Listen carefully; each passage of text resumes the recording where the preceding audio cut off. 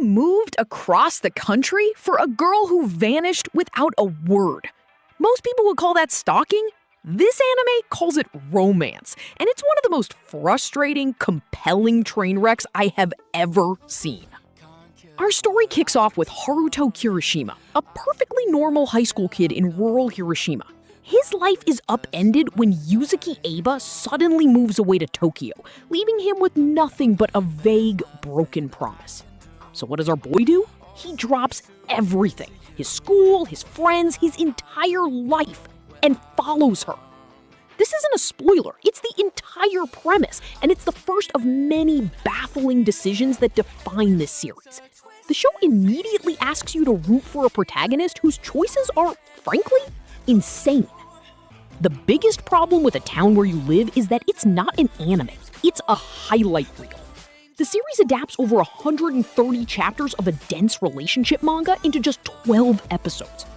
Imagine trying to understand a novel by reading only the first sentence of every 10th page. That's the viewing experience here. Key characters are introduced and dismissed in minutes, major emotional arcs are skipped entirely, and motivations are left completely on the cutting room floor. It's a rushed, disjointed mess that sabotages its own story. This brings us to Haruto, a protagonist who feels less like a character and more like a pinball bounced between dramatic events. Because the anime cuts all his internal monologue and foundational moments, he just seems passive and indecisive. He rarely makes an active choice. Things just happen to him. He gets a girlfriend, then pines for his old flame. He gets confronted and he just sort of stands there. Without the manga's context, he lacks agency, making it incredibly difficult to get behind his romantic quest. Then there's Yuzuki Eba, the girl who starts it all. In the anime, she comes across as one of the most selfish and manipulative characters in romance history.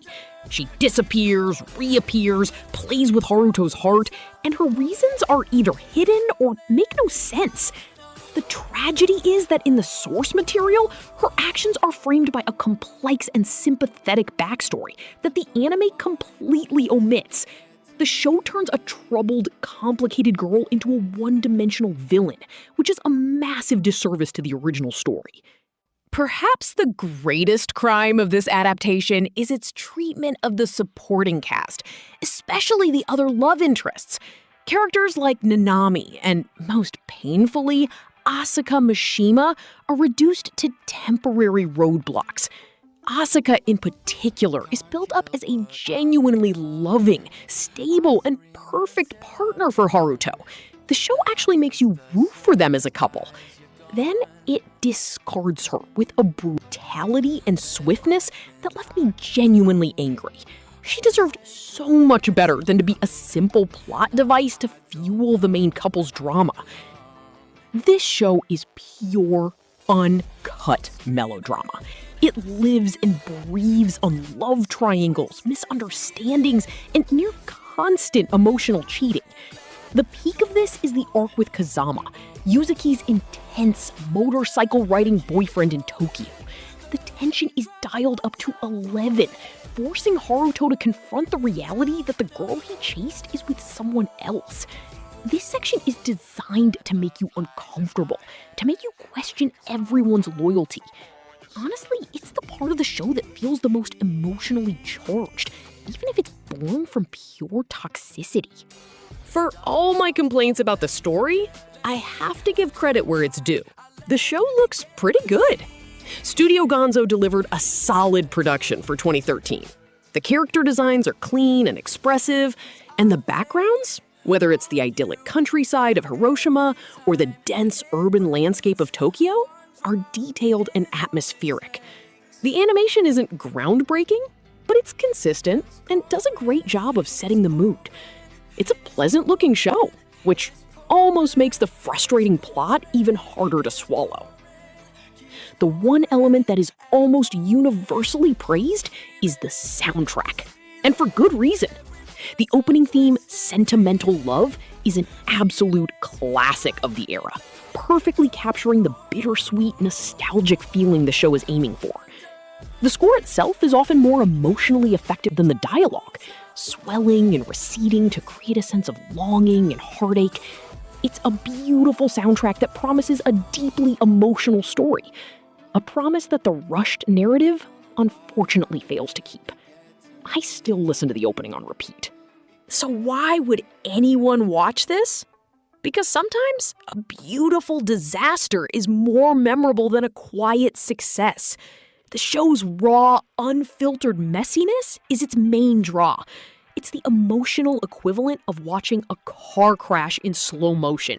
You know you should look away, but you just can't. It captures the chaos and irrationality of teenage love in a way that cleaner, more wholesome romances don't.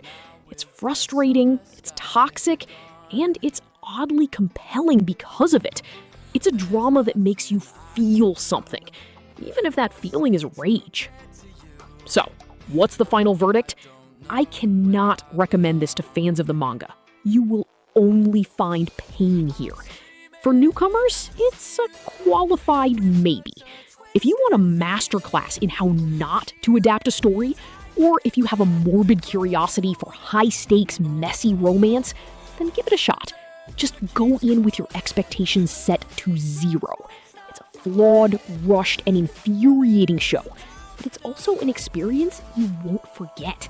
It's a fascinating failure, and sometimes those are the most interesting stories of all. Thank you for watching this dive into one of anime's most infamous romances. If you enjoyed the review, a like and subscribe would be amazing. For my next video, I want to hear from you. What film, anime, or series should I cover next on Top Screen Tales?